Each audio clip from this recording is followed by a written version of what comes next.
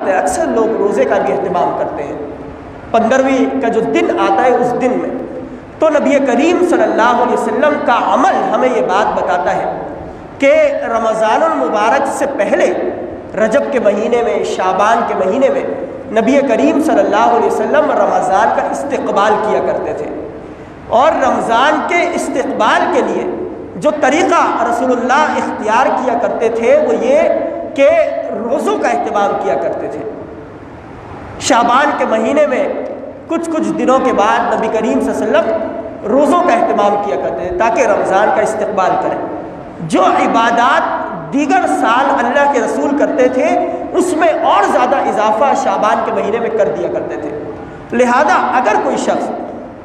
اس نیت سے کہ رسول اللہ صلی اللہ علیہ وسلم استقبال رمضان کے لیے شعبان کے مہینے میں روزے رکھتے تھے، لہذا 15ویں کا جو دن آتا ہے اس دن کوئی شخص روزہ رکھتا ہے تو وہ رکھ سکتا ہے، اس میں کوئی حرج نہیں ہے۔ لیکن اس نیت سے کہ یہ انتہائی فضیلت والی رات ہے اور اس رات کی وجہ سے، شب برات کی وجہ سے روزے کا اہتمام کرنا، اگر اس نیت سے کوئی کرتا ہے اور یہ بات سمجھتا ہے کہ اگر اس دن کے روزے سے ہم نے انکار کر دیا اور روزہ نہیں رکھا تو گویا کہ یہ بدعت کے درجے میں چلا جائے گا۔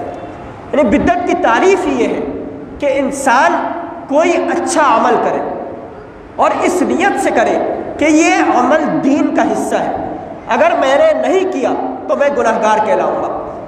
یعنی کسی عمل کو جو رسول اللہ سے ثابت نہیں ہے اس کو دین کا حصہ بنا لینا اور یہ بات سمجھنا کہ اگر ایسا نہ کیا تو گویا کہ یہ خلاف سنت اور خلاف دین عمل ہو جائے گا، تو یہ بدعت کی تعریف کے اندر یہ بات شامل ہو جاتی ہے۔